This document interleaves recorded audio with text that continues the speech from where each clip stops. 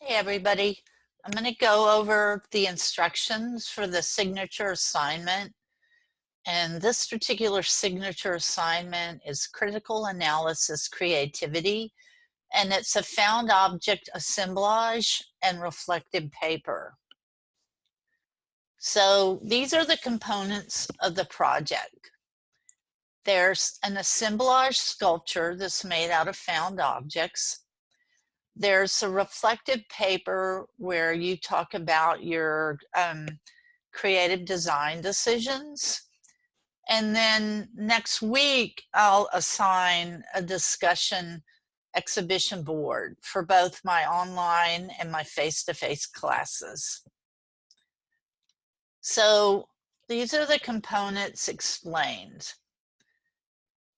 A found object sculpture that you're going to make, it must be made out of at least 4 different kinds of found objects. And I'll go into more detail on that in a minute.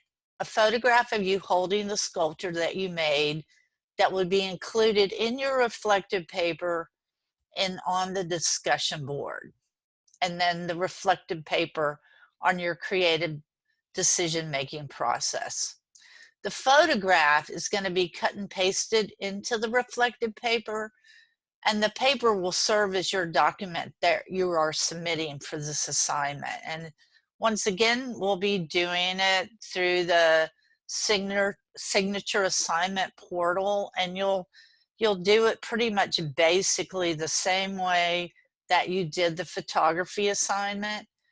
And if you don't remember what that was, just refer to last week's video. It's toward the end of the instructions.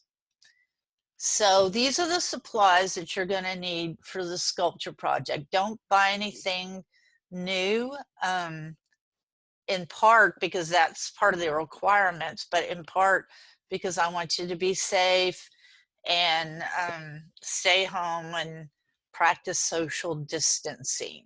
I'm so sick of the social distancing, and it's only been a week. Well, I'm recording this and it's only been a week. By the time you have this assignment, it'll be 5 weeks. And then we'll be really sick of it. Okay, so you're gonna need at least 4 different found objects. These can be, these can include but aren't limited to old CDs, broken toys, old toys, jewelry, paper, towels, paper, toilet paper rolls, cardboard, dried pasta and beans, old plastic flowers, etc., etc., etc. Like whatever you can find in the house, as long as it's not perishable. Like you don't want to put like some, well, maybe you do. Like who cares right now? You can put some old green beans on it if you want. So then you're going to need something to attach these objects together. Now, and originally I asked in the syllabus at the beginning of the semester that people buy a glue gun and glue sticks, but you may not be able to get those, you know, because you're like afraid to go to the store. So look for something you have in your house. You might have duct tape. You might have like nails or screws or wire or like twisties from, you know, packages, whatever you can find at home. I want you to just like be creative. And then you're going to need something to cut your found objects with, and again, be careful. This could be like a knife, scissors, saw, or whatever you have at home. Just don't cut yourself. If you're using glue guns with glue sticks, be really careful because it's super easy to get burnt with those. So I suggest like keeping your fingers away from them. And then if you have paint at home, you can paint your objects if you like. It's not a requirement. We're just going to do the best we can. And this is kind of a cool project to do right now because you're at home and you might be sick of looking at your phone and you're looking for something to do. Okay. On the instructions that are in our folder, I have a list of suggested sculpture subjects to choose from. If you can think of something else, it's totally fine. I just have that list in case you're stuck and can't think of anything. So here are the parameters. You're not going to work with any new objects. Don't buy anything new. Don't use objects related to the object or figure you're working on. For example, if you decide to make a bear, don't use an old teddy bear. Make it out of something else. And try your best to make your sculpture as neat as you can and as structurally sound as you can. In other words, don't have it falling apart. Okay, so the photograph, this is going to be placed in your paper as well as used on the discussion board exhibition, which will be assigned next week. Have somebody take a good clear photo of you holding the image. If you're at home by yourself, if somehow you can get in front of a mirror and put the object on a table in front of you and then take a picture so I can see your reflection in the mirror, please do that. Make sure the photograph is at least 5 inches tall on one side so that when you attach it in your paper, I'm not looking at the world's tiniest photograph. I need to be able to see what I'm looking at. Again, make sure you're holding it, but if you're taking the picture yourself, make sure I can see that you're in the picture.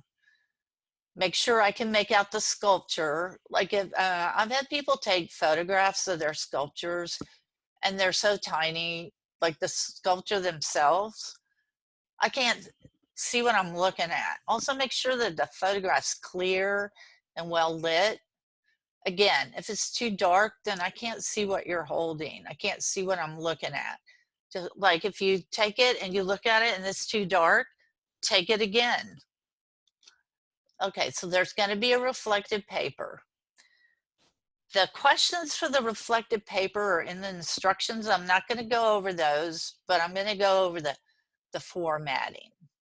So this has to be a Word document or Word docx.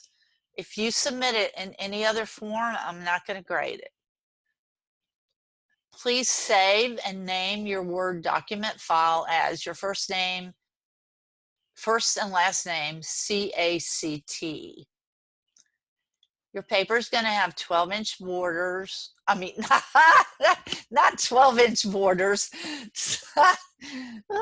12-point font, 1-inch borders. That would be some paper, huh? With a space between paragraphs. Please use paragraphs. If you submit a paper and it's one big, long essay without any spaces, that's going to make me nuts because I'm ADD and I can't focus and I need those spaces so I can focus.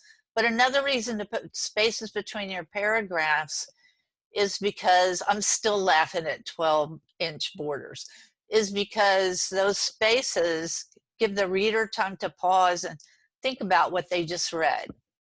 There's a 500-word minimum to the paper. If they're less than that required length, you'll have points taken off of your base grade prior to deductions. And those points will be reflective of how much percentage of the paper you wrote. Again, let me just say, single space with extra space between the paragraphs. You're going to write your paper as a narrative, not a list. Don't do question number 1, blah, blah, blah, blah.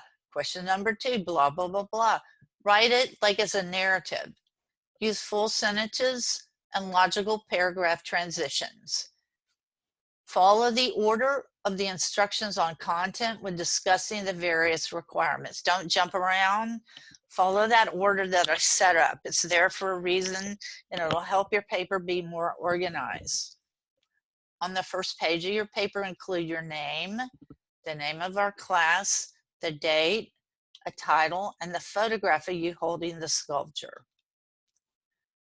As always, make sure you use proper spelling, proper grammar, proper sentence structure. No abbreviations unless they're commonly accepted. As I always say, because I'm 110 years old, remember, this is a paper and that you're not texting me and I'm not your friend. I'm your teacher. I always tell my daughter, I'm not your friend, I'm your mother.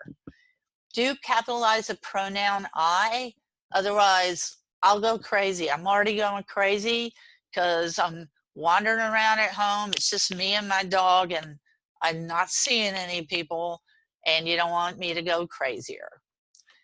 The questions you'll be answering in your narrative are on the instructions.